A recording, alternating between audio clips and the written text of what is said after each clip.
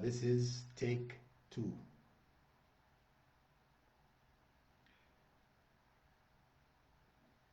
I'm a little new to this, so you need to bear with me. Barakallahu fikum. Let's give this another try.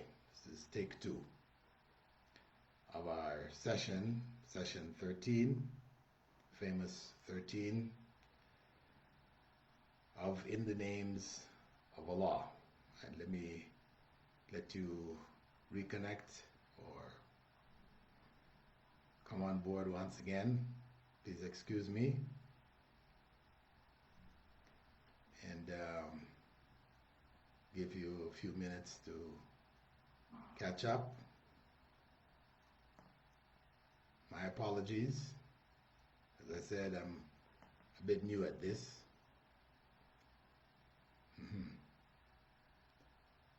So let me welcome again people from the Seychelles, Abu Anas, Servina. Inshallah, would like to hear from you, Abu Anas.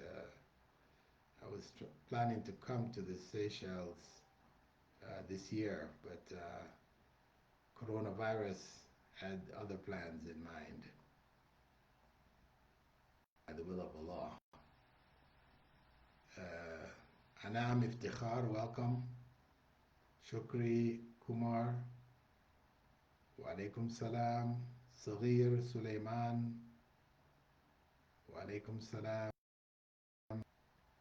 Zaliha from Melbourne, wa alaikum salam.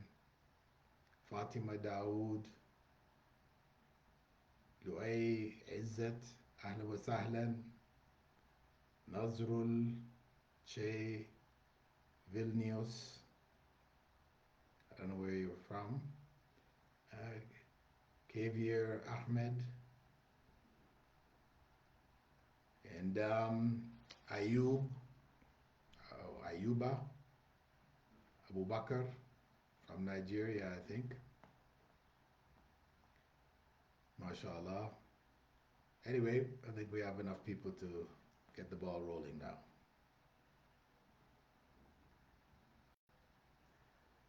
Alhamdulillahi Rabbil Alameen, wassalatu wassalam ala rasulihil kareem, wa ala alihi wa ashabihi, wa man istanna bi sunnatihi ila yawmiddin. All praise is due to Allah, and may Allah's peace and blessings be on the last Prophet Muhammad sallallahu alayhi wa sallam, and on all those who follow the path of righteousness until the last day. This is session 13 of our series, Ramadan series, In the Names of Allah.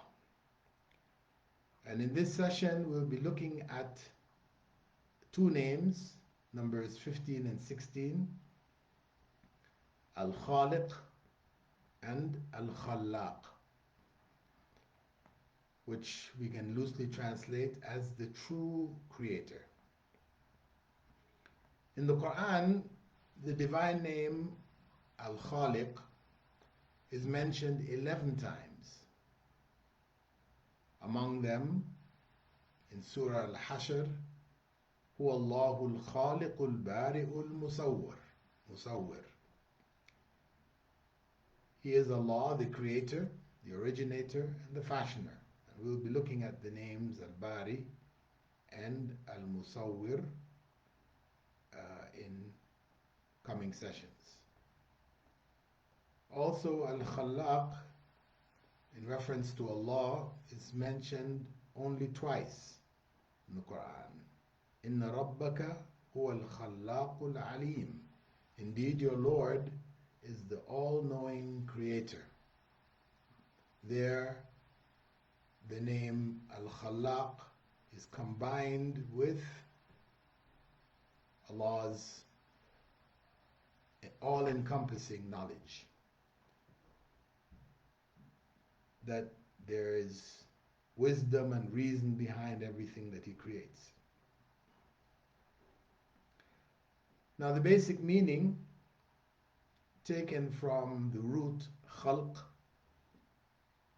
from which both these divine names are derived, means one, creating something original from nothing, and two, estimation and measurement. Relative to Allah, the divine name Al-Khaliq and its intensive form Al-Khallaq. Al-Khallaq is an intensive form of Al-Khaliq. This in Arabic is very common, where participles are given additional letters which makes the meaning stronger version of it. In English, we may express that by saying more, or by raising our voice. We have other ways of doing it, but this is how it's done in Arabic, by increasing the number of letters in a particular pattern, and that indicates a stronger version of the original participle.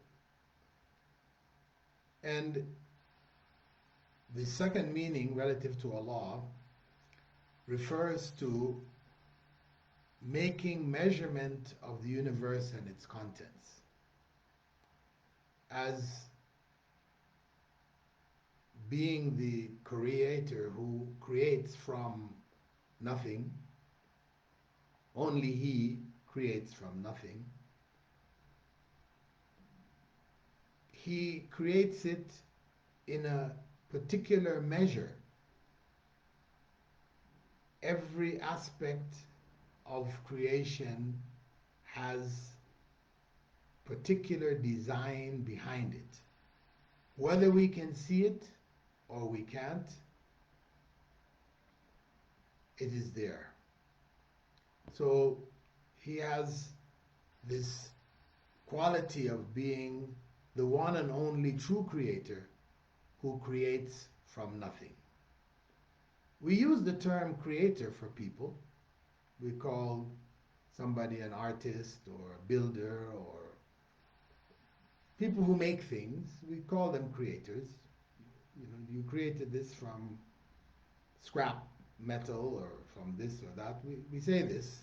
This is used in English, and it's used in Arabic also. But the fact of the matter is that when we talk in terms of Allah and being the true creator, we're talking about the fact that He creates from nothing, while all creatures, human beings, create with what is already there, new things. So it's really a new form of what was already there. Manipulation in that sense. So this is why Allah describes Himself in Surah Mu'minun, verse 14, saying, فَتَبَارَكَ اللَّهُ أَحْسَنُ الْخَالِقِينَ. فَتَبَارَكَ اللَّهُ أَحْسَنُ الْخَالِقِينَ. Blessed is Allah, the best of creators. Now, when we move on to application of this name, and this is a tricky name to apply, because the meaning is very obvious, it's very clear and straightforward. We could say by that combination of being knowledgeable about what one is creating, when Allah described Himself as Al-Khallaq, Al-Alim,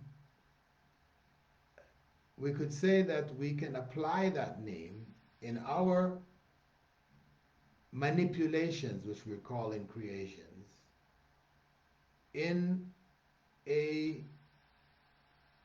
knowledgeable way, that what we are making we should be aware of and ensure that it doesn't harm society, people, nature, etc. So we worship Allah by making things which are not harmful to society. And of course, this is a huge topic because all the issues concerning protecting environment and everything else, this is right in that same frame. That we should be conscious of the consequences of whatever we make. So this is a way of worshiping Allah with this name, that we likewise, as Allah is conscious of everything, similarly, we, to the degree that we are able, obviously there are things that may come about later, centuries later, which were not intended, but some harm comes from them. Where we find the harm, we try to remove that harm. So that's in the combined form, Al-Khalaqul Alim.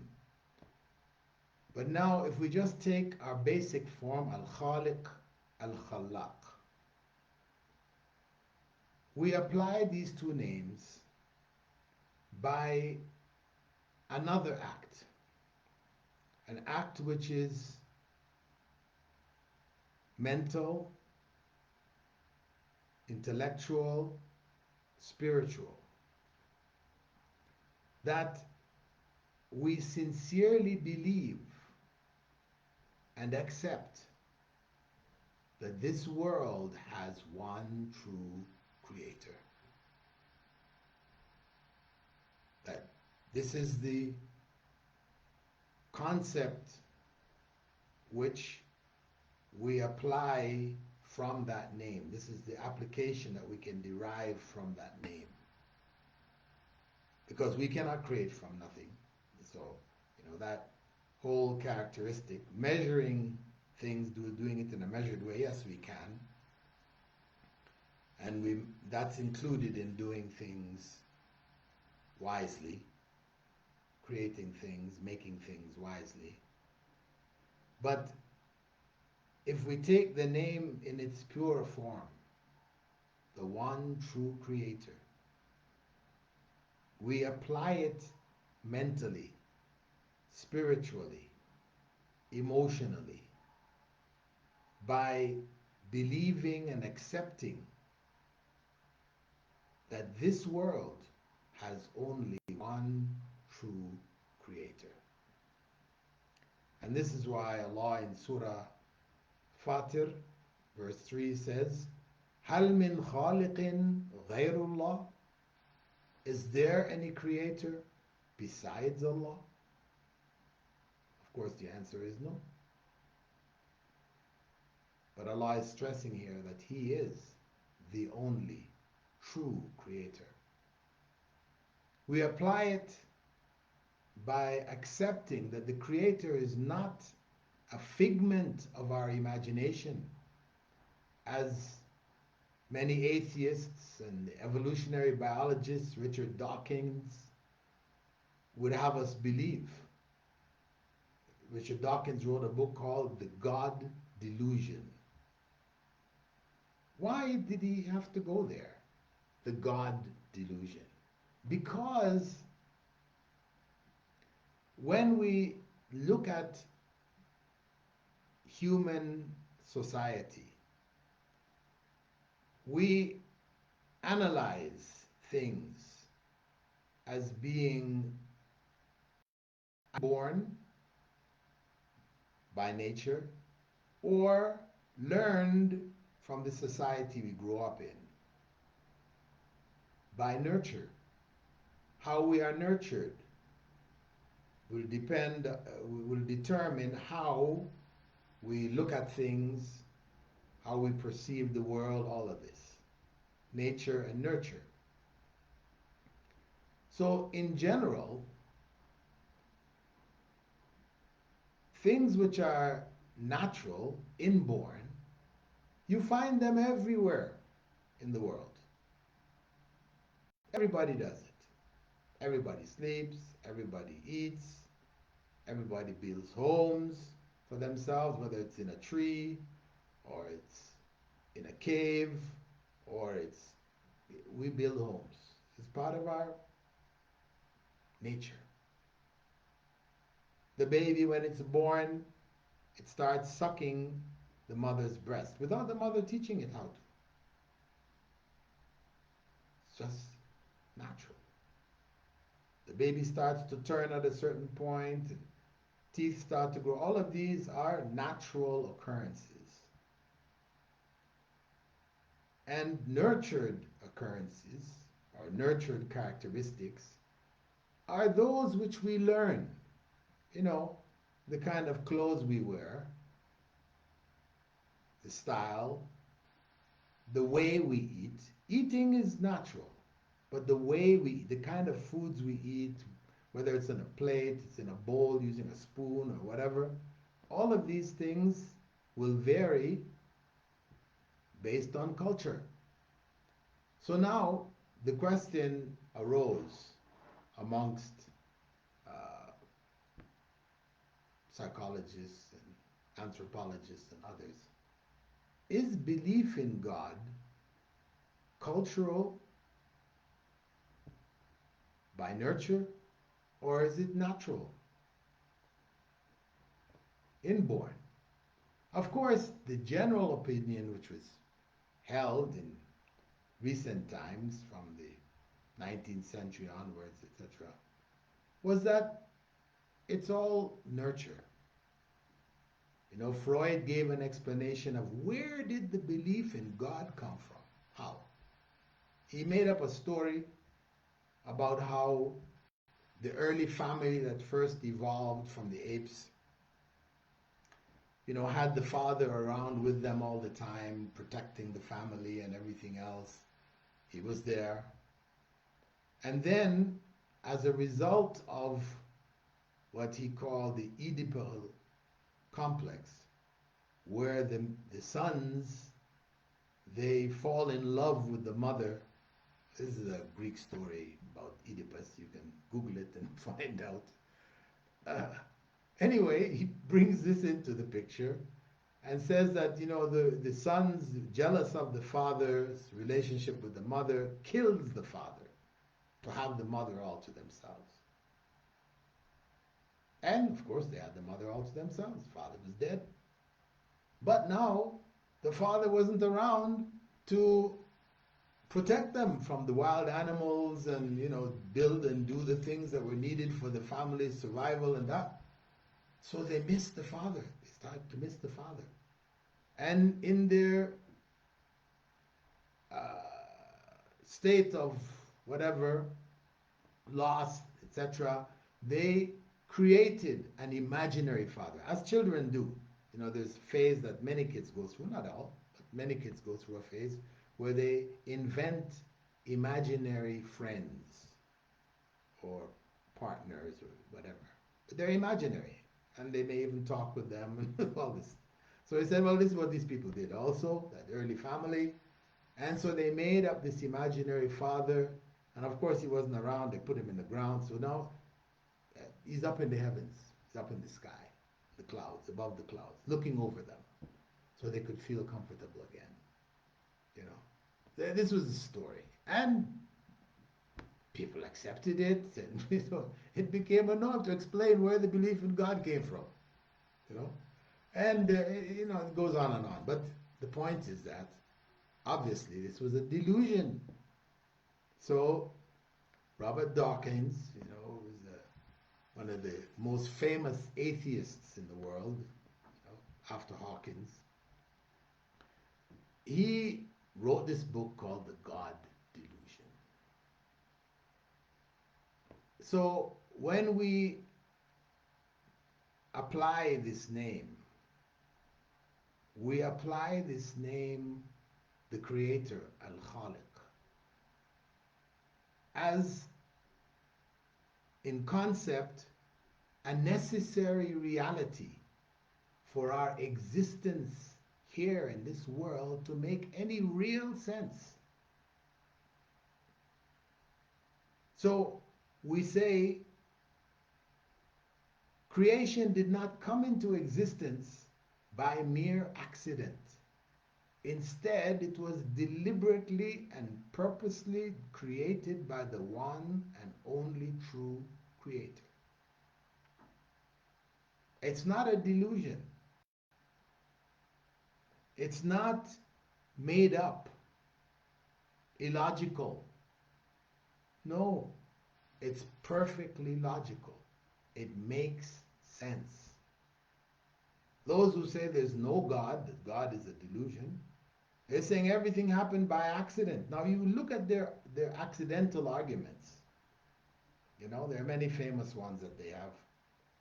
But you look at their accidental arguments and you see in it true delusion.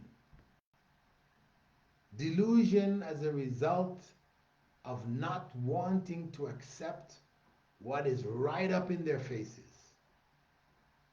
The design that exists in this creation around us indicates a designer. That's the bottom line. That is the bottom line. So they will tell you, yes, everybody knows the Mona Lisa, right? Very famous painting. If you took a bucket and poured paint from green, yellow, blue, brown, all the paints inside there, you took it, mixed it up, and you threw it on the wall, what do you think are the chances of it hitting the wall and creating a Mona Lisa? Exactly, Mona Lisa. No, everybody with common sense says immediately, no way, impossible, totally impossible. But these hardcore atheists, they say, no, it's possible.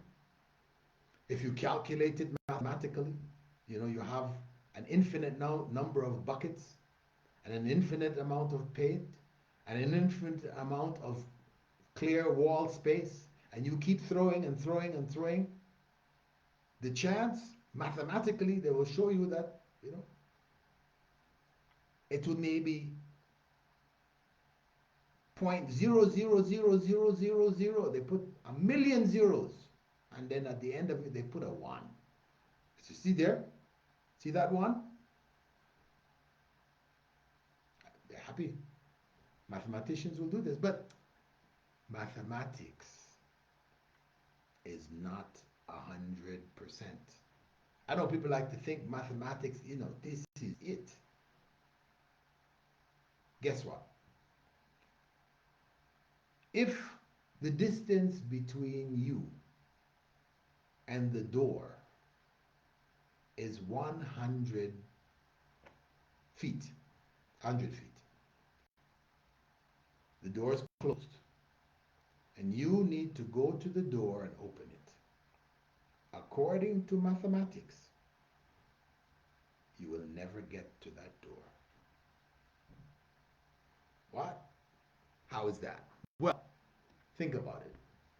To get to the door, which is 100 feet away, you will need to pass through the 50 feet point, right? Midway. Then after passing through the 50-foot midway point, you'll have to pass through the 25-foot midway point. Then after the 25 midway point, you'll have to pass through the 12.5 midway point. And after the 12.5 midway point, you'll have to pass through what? Put it in a computer and try to get to 0. The door is 0. You'll find that your computer will keep calculating and calculating, and you will never reach 0. So what does that mean? In real life, we walk to the door, open it, and walk through all the time. But according to mathematics, so what we're saying here is that mathematics is an approximation. It does not actually measure the reality. It's close to the reality, but it's not the reality. So that one after a million zeros is zero. Remove it from the table. Don't put it as one. So, but they are deluded by this one that they theoretically put at the end, that it is possible. So they will accept anything and everything. You find their explanations ludicrous, but they are ready. They hang on to it because the alternative is to accept God. And that they don't want any part of. So we apply this divine name, Al-Khaliq, and its companion, Al-Khallaq.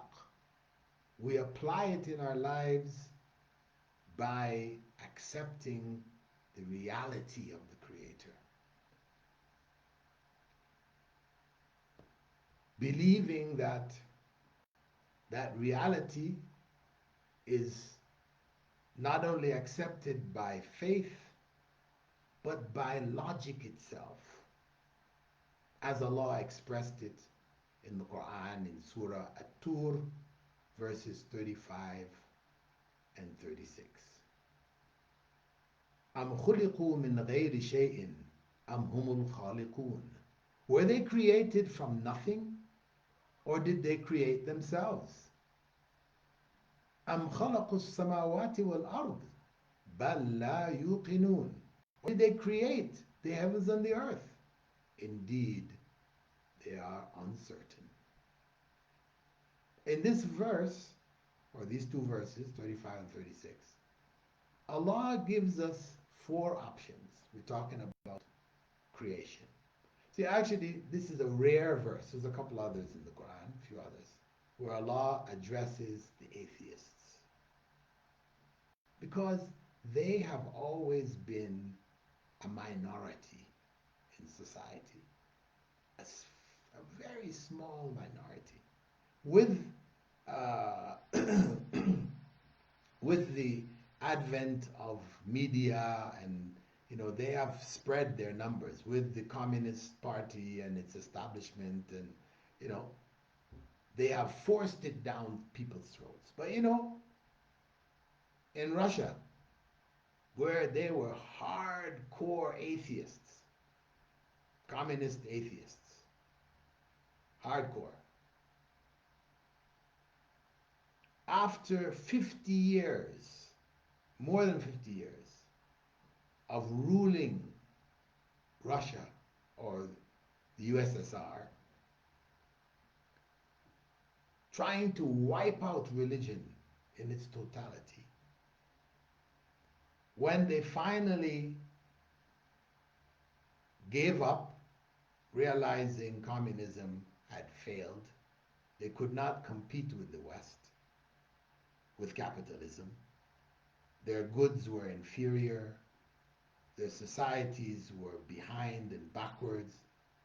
They finally gave up, and they opened the doors and said, okay, people, you can believe whatever you want to believe. At that point, people flocked back into the churches and the mosques of the country. And when they did a survey, I remember seeing this survey done by Time magazine years back, where they were judging the level of belief in God amongst Europeans. The Russians were right at the top. They said something like 85 or 87% of Russians believed there was a God. After being, dominated and forced down their throat that there was no God, if you expressed God, you were out of it, you couldn't be in the party, you couldn't hold any position.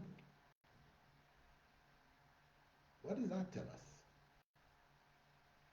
That tells us that this belief is natural.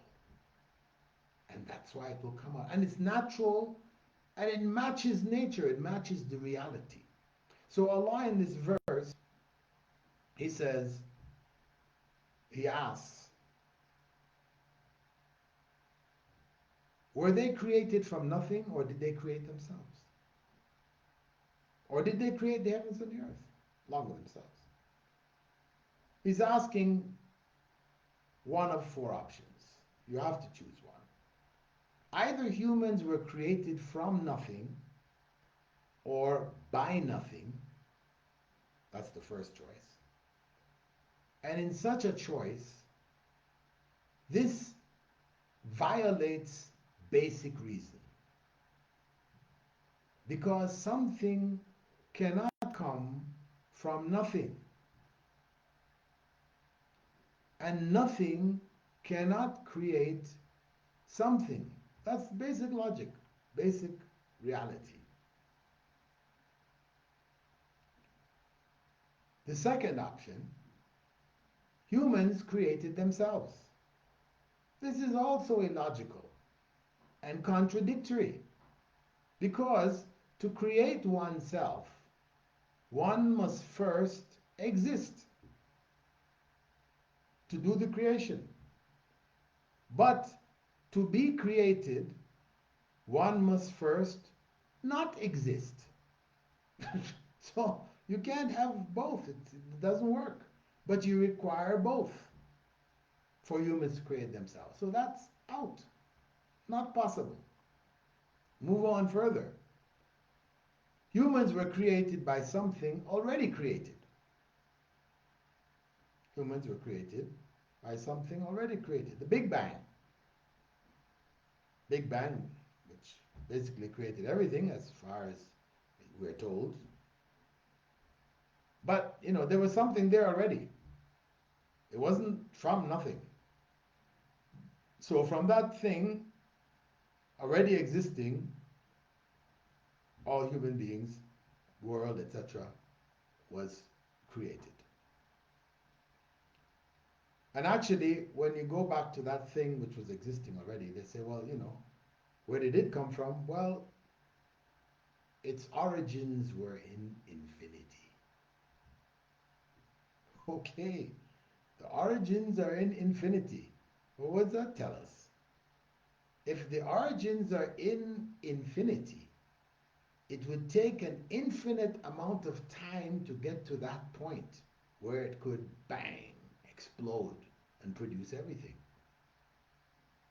And saying it would take an infinite amount of time to get to that point is the same as saying it would never get there. That's reality. It would never get there. So once you take a point from which you start from, then that point has to exist. It has to exist. The example of this is like setting up the dominoes, right? You need to explain to your children why Allah is not created. Set up your dominoes. Then you push the dominoes. One hits the next, the next, the next, the next, till they all fall down. Okay, that first domino. If before that first domino was another domino, waiting to be pushed, are they going to fall down? No. Put another domino before that. And keep on putting dominoes before it. Will that ever happen? No. There has to be one who is outside that chain of events, who is not a domino, to make this happen. Otherwise, it's not going to happen. That's common sense. Easily demonstrable. So the only remaining possibility is that a non-created being created humans and all other things. That's the only option left. That's common sense and logic. The other way of applying the names, divine names, Al-Khaliq and Al-Khallaq, involves affirming the basic belief that nothing takes place in the universe without Allah's permission. As Allah stated it in the Quran in Surah Al-Qasas, verse 68, وَرَبُّكَ يَخْلُقُ مَا يَشَاءُ وَيَخْتَارُ. Your Lord creates whatever He wishes and chooses. This has to deal with now where did evil come from in creation. We understand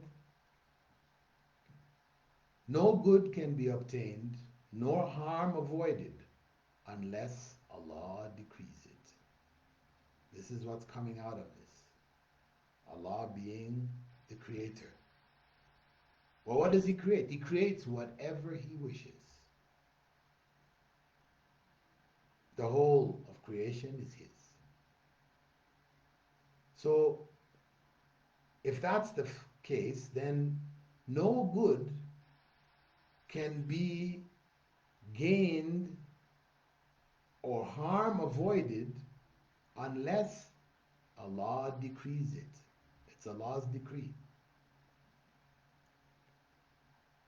And carrying this thought forward, Allah says in the second last chapter of the Quran, قُلْ أَعُوذُ بِرَبِّ الْفَلَقِ مِنْ شَرِّ مَا خَلَقَ.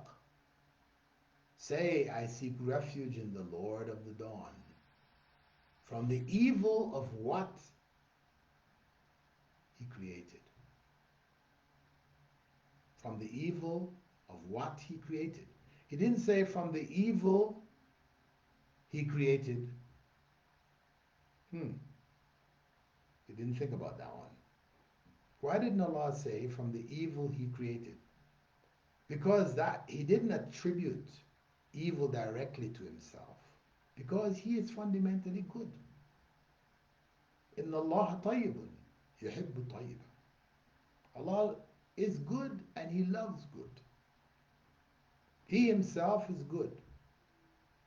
And all that comes from Him is good. So even the evil, which technically speaking, because Allah permits it or whatever, coming from His creatures, His creation,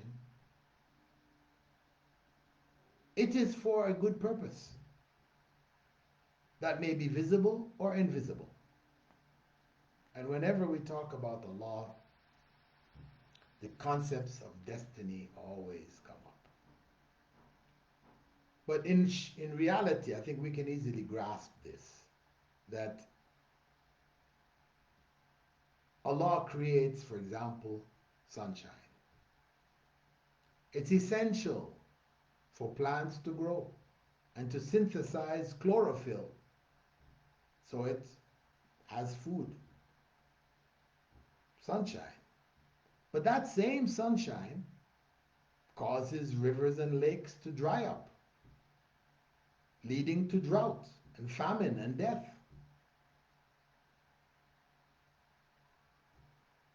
Allah created the sunshine.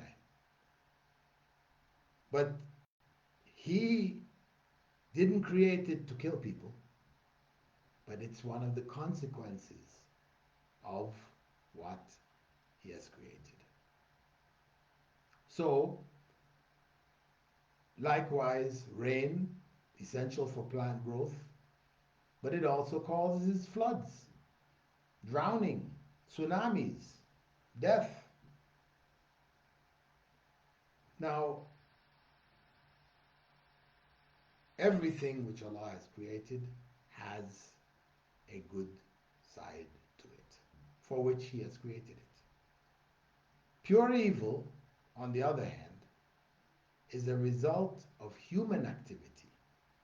Humans think evil, and if Allah permits it, they do evil. Allah, on the other hand, does not oppress anyone. وَلَا يَظْلِمُ رَبُّكَ أَحَدًا. Your Lord does no wrong to anyone. Surah Kahf, verse 49. So the evil humans do is by Allah's permission.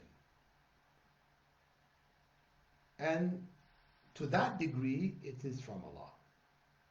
However, humans are responsible for their evil because it is a product of their choices. And there is an issue regarding Allah's permission, which we have discussed earlier.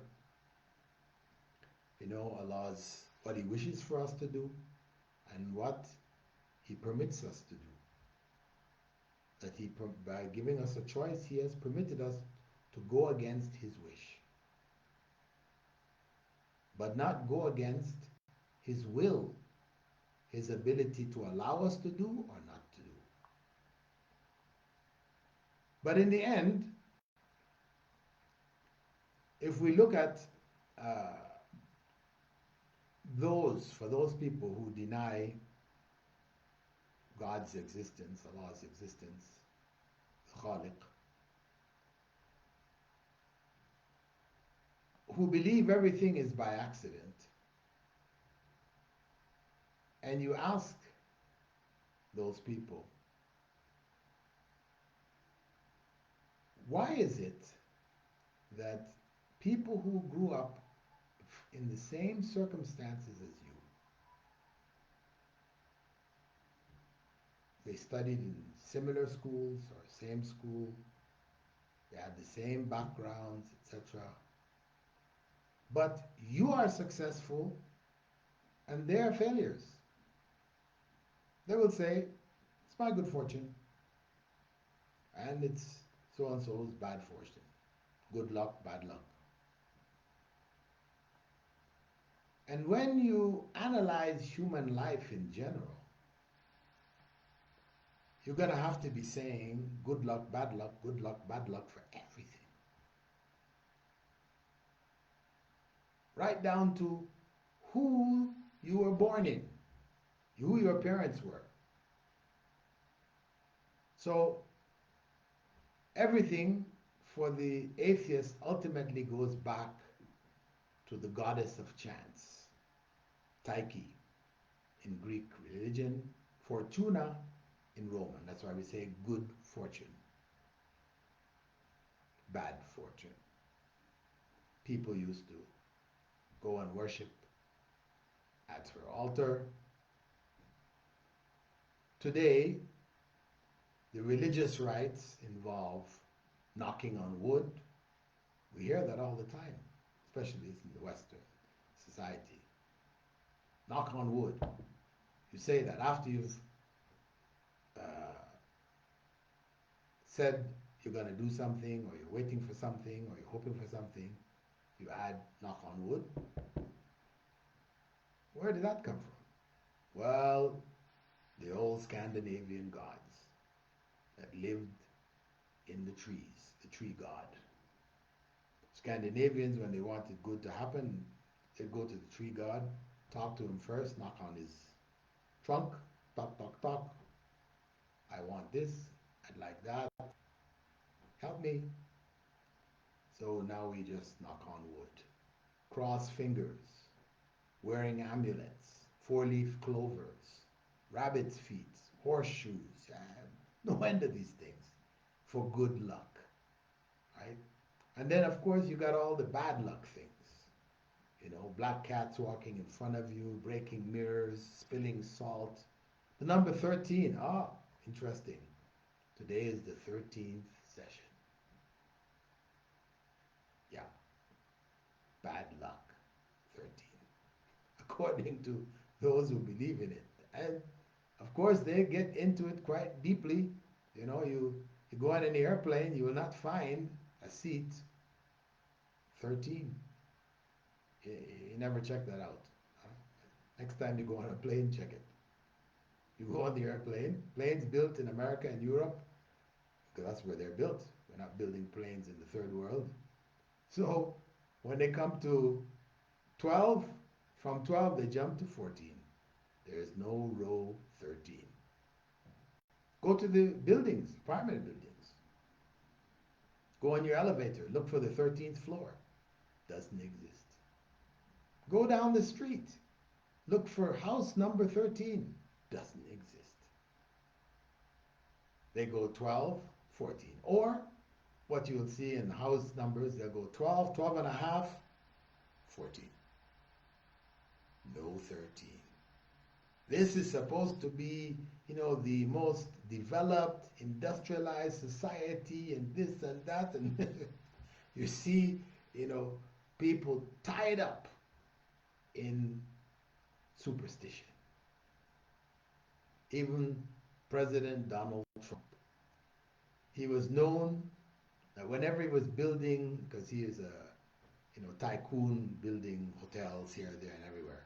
And whenever he was building a hotel, he used to bring a feng shui expert from China, mainland China, to guide the architects in how to design the buildings, how to design where the windows are, etc., etc. This feng shui is this thing of, moving things around so that maximum good vibes, good whatevers, good luck would come. So they'll come into your office, the feng shui experts. They tell you turn your chair, your table this much, open your window only this much, this, that, and the other. This is all hocus pocus. But Donald Trump was right up there regularly. Fly him all the way over from mainland China to come and tell his architects, do it this way. And, some of you I think will remember Apollo 13. You can Google it. Now it's easy to find out. But the commander of Apollo 13, I remember seeing an article when Apollo 13 was flying to the moon. They ran into some mechanical problems and it looked like the rocket ship was going off into space. And everybody on board was going to die. For Americans, this was like, what? Russians, they'd been sending people into space and not being able to bring them back for years. It was no big deal. But for Westerners, for Americans, the idea, this was such a tragedy. So, the whole country was just on nerves there. Everybody was, what's going to happen in the news? And alhamdulillah, they were able to fiddle this, fiddle that, the other, and they were able to catch the gravitational pull of the moon and swing around, and they came back. After they got off the rocket ship, the shuttle, it came back, and they met with the commander and the team there, and they asked him, how he felt. He responded by saying, I should have known something would go wrong. What? All the newspaper reporters, everything were there. What do you mean you should have known? Was there some mechanical problems? And he said, no. He said, this was Apollo 13, which took off at 1300 hours. That's 1 o'clock. On Friday, the 13th. I should have known. Subhanallah. Anyway, for the atheists, those who believe in no God, they end up believing in magic. They end up believing in superstition. Because the human nature is that we must worship something. We must believe in a higher power. This is our nature. Allah created us that way. Anyway, belief in the one true creator, for it to be applied, it is applied through purification of our hearts, our souls, from any dependency on these types of superstitions and beliefs which are common amongst our societies, even amongst Muslim societies. You'll find it. People have all kinds of superstitions. And this is a corruption of the faith. So accepting Allah as the true creator, because good and evil that happens in the world is under His control. It only happens by His permission. So He is the only one that we should be turning to. So instead of wearing that amulet, or hanging on your walls, different things, or some people bury stuff in the ground, all kinds of things people do. Instead of getting involved with that, drop all of that. Leave it behind you and come back to worshiping Allah, the one true God and creator of humankind.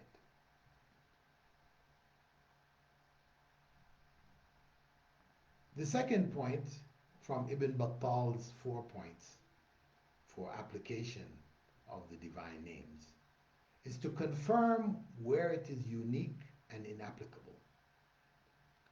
Only Allah can create from nothing.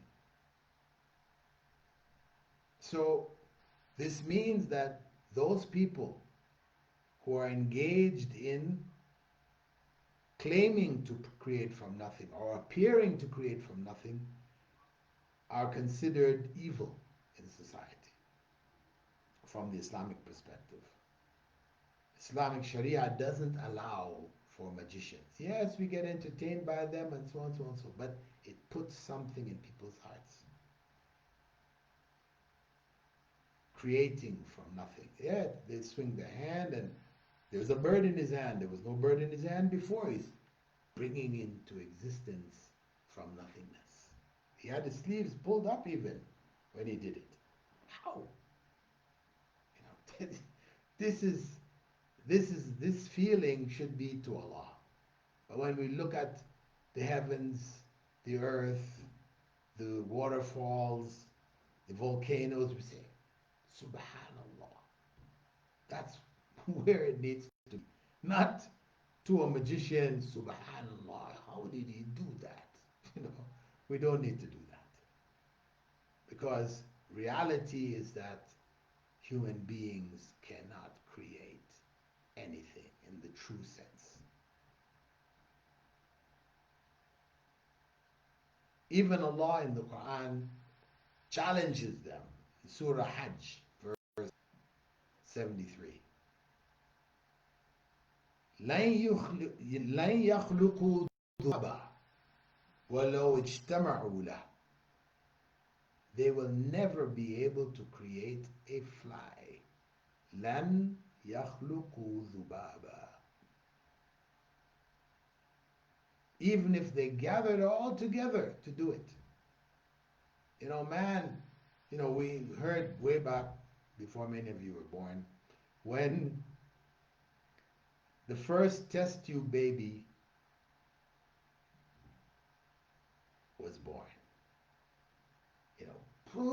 Test tube baby. Of course, what came to our minds was test tube, you put all the stuff in there and from it you come out with a baby. No.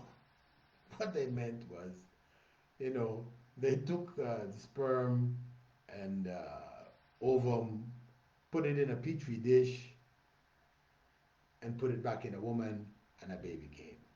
But the headlines, first test tube baby. We are never going to be able to create life. Life, we cannot create.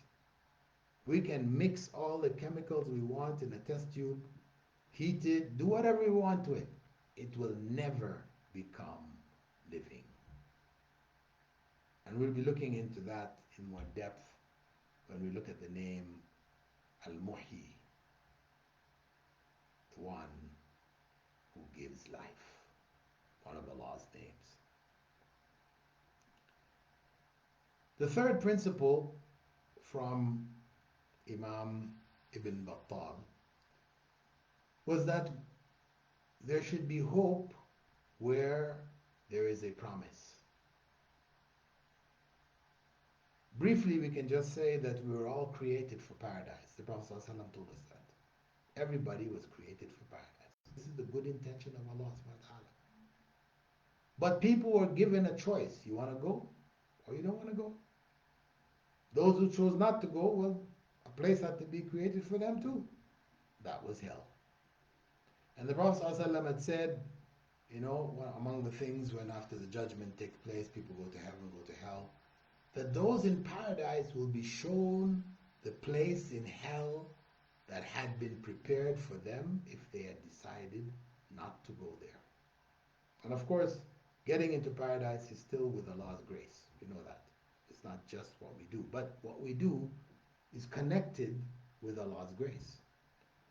So, they will be shown that. And when they are shown that, of course, that will increase them in joy and happiness. They'll be happy to see the place in hell that was for them, which they escaped.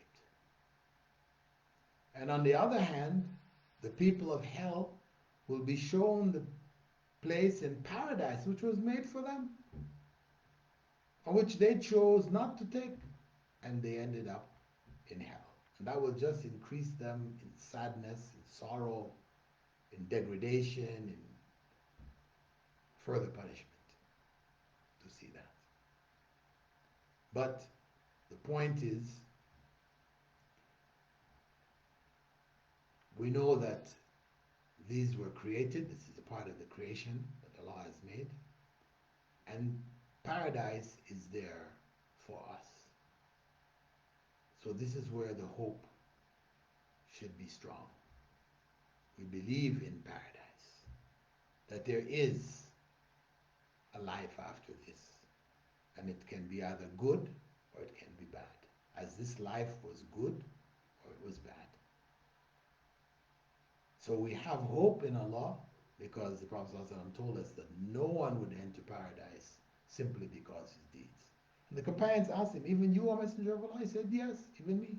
If it were not that Allah's grace surrounded me, even I. So we know we have hope in Allah's grace. But of course, it's connected again, as we said, to deeds. It doesn't mean you live an evil life and enjoy, etc. God's grace. It's coming. I hope. That's false hope. That's not real hope.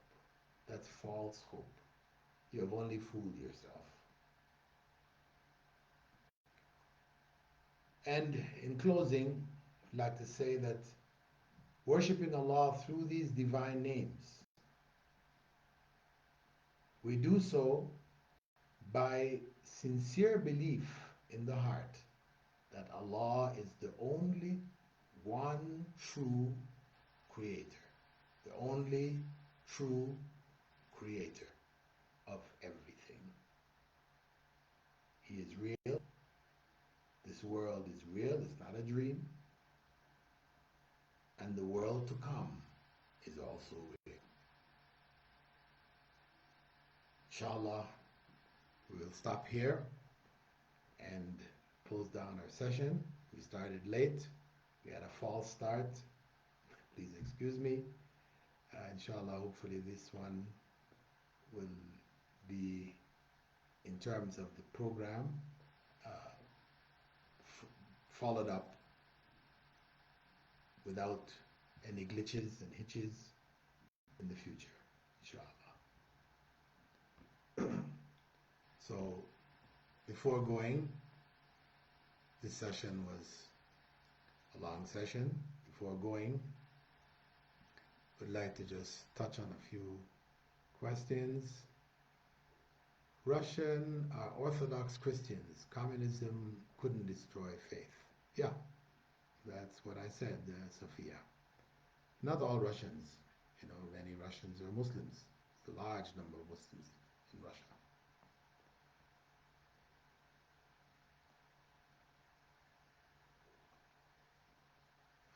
Questions?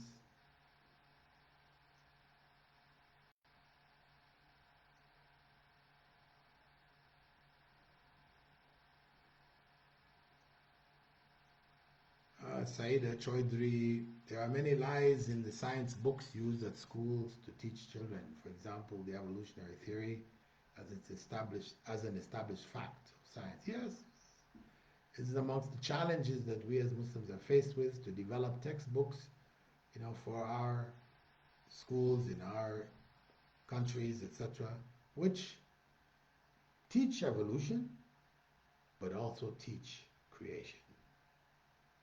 So students can understand, showing them the facts of evolution, because we cannot deny the facts of evolution.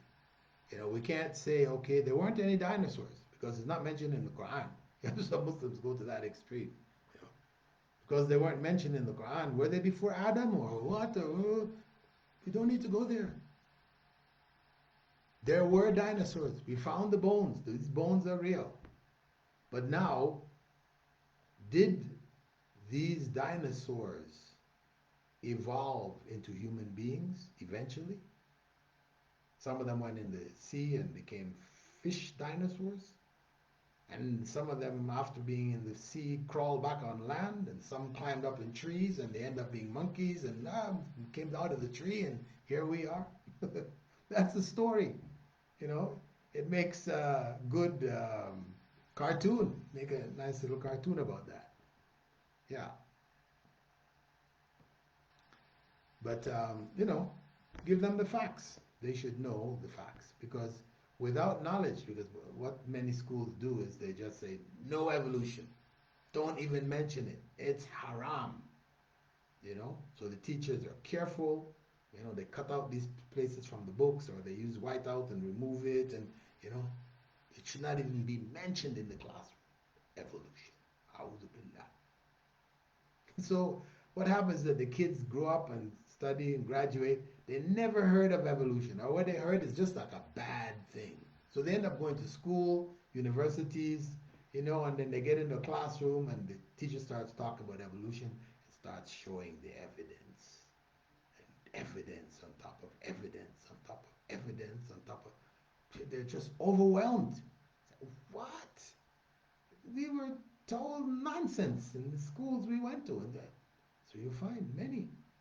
When I was in Canada for about a year, in 2012, so many people came bringing their children to sit with me, for me to talk to them and advise them about faith, because they had become disbelievers.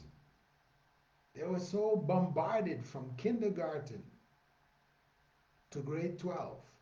They're bombarded with atheism, secularism. There's no God.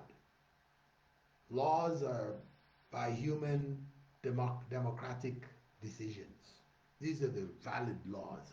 As for the laws written on ancient tablets and ancient skins and etc., not applicable. So we need to tackle it wisely.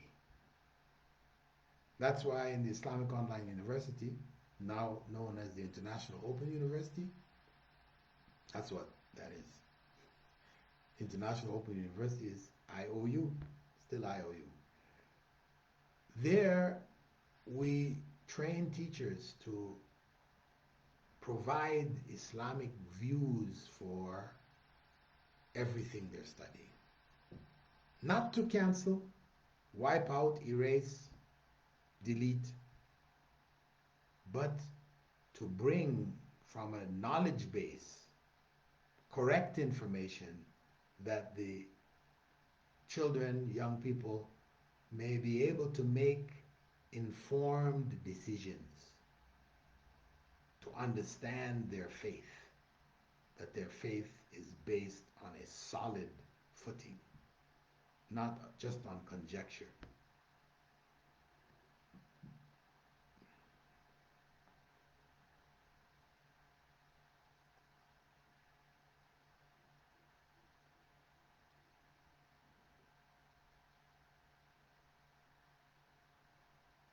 Asadullah Cinder saying he's right, talking about me. Here in Toronto, we don't have a 13. in the elevator. Yeah, Toronto's in the west. Yes, that's reality.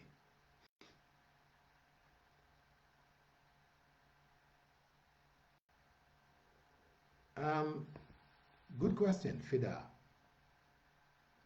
Wasiq Chowdhury. Respected Sheikh, why Allah's names always have alif lam, but some names of Allah end with tanween in the Quran? The names of Allah all have alif lam before them. Because what alif lam does, that alif lam is not just for definiteness, but for generality. So when we say Khaliq, it means a creator. There's no article before a. In Arabic, they don't have an a. They just don't have a v. Alif lam means the. That's the definite article used in English. To get the a, you just remove the. It becomes a. So the names, when we identify Allah's names, we identify them as Al, the creator. Not Khaliq, a creator. That's the reason, simply put. And the in Arabic, what we know in English as the, al, there's al which is for specification and al for generalizing. So when we say al-Khaliq, it can mean the creator, or it can mean the creator of all. The creator of all. Alim, a knowledgeable. Al-Alim, the most knowledgeable. So that's the use of the alif lam in Arabic.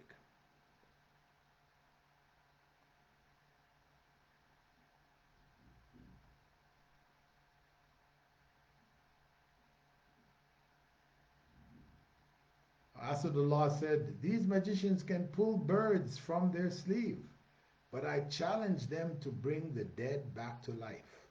Be careful. Be careful. When Dajjal comes, Prophet ﷺ said, he will cut a man in half.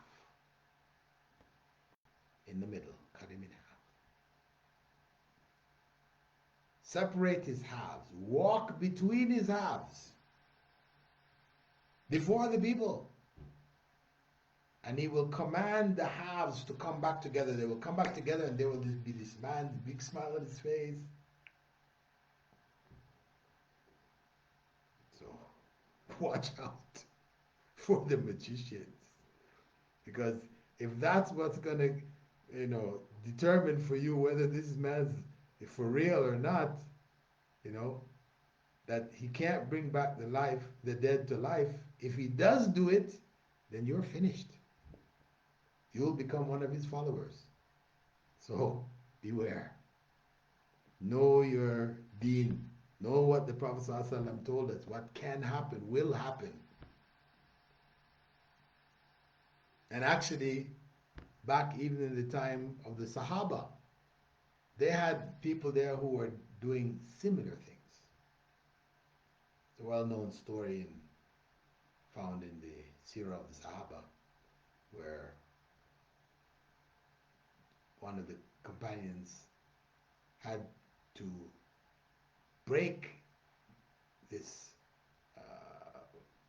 stranglehold which a magician had on top of the people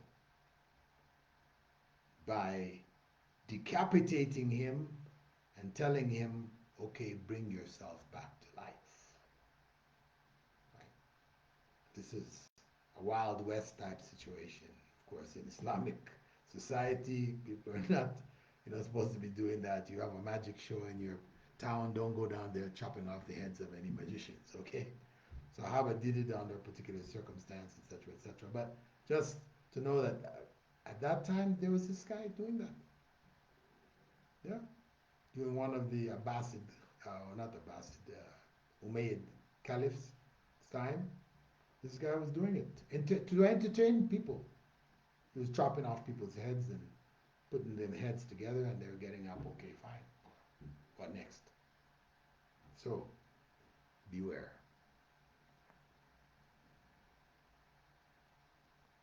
Okay, I think session, hopefully I made up for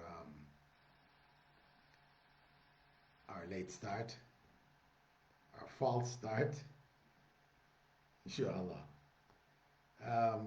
Last question.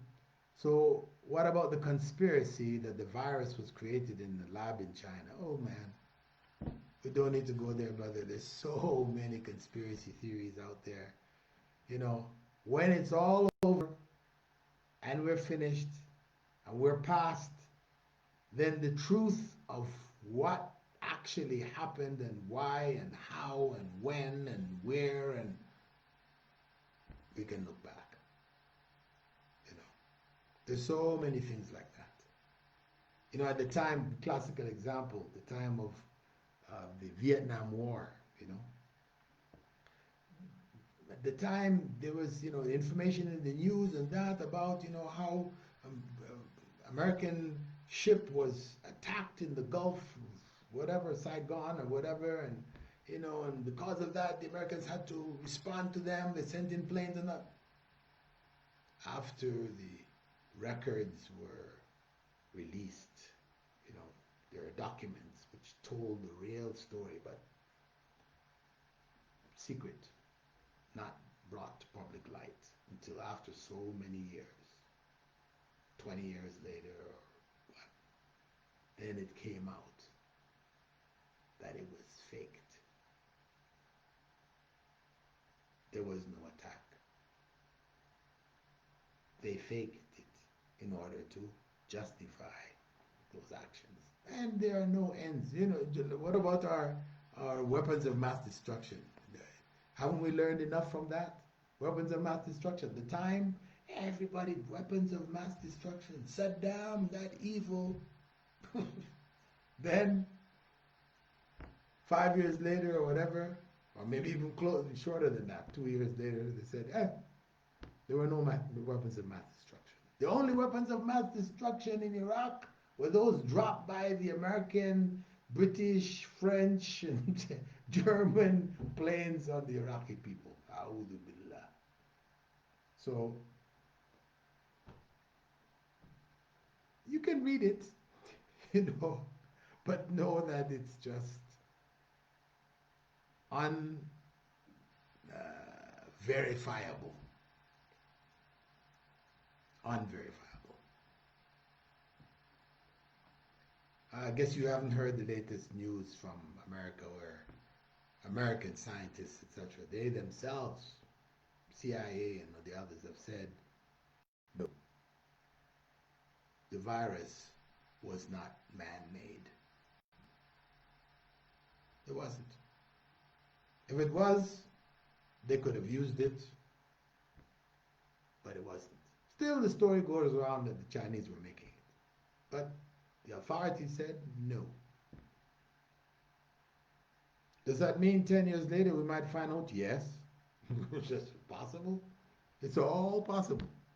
But anyway, best you don't even bother with it. Just focus on what you need to do. What can you do? What does Islam require of you in this event, this circumstance, etc.?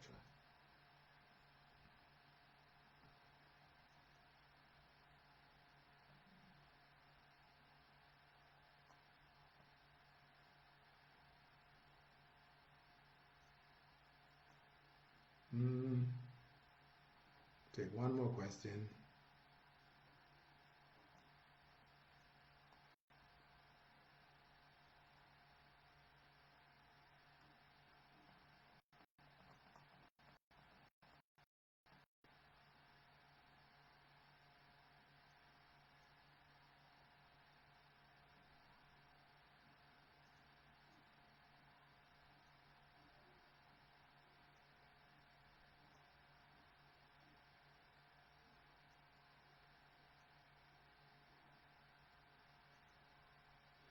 Okay, brothers. Oh, this is really off the topic. I guess I shouldn't do that. Brothers talking about touching Quran for women in the period. But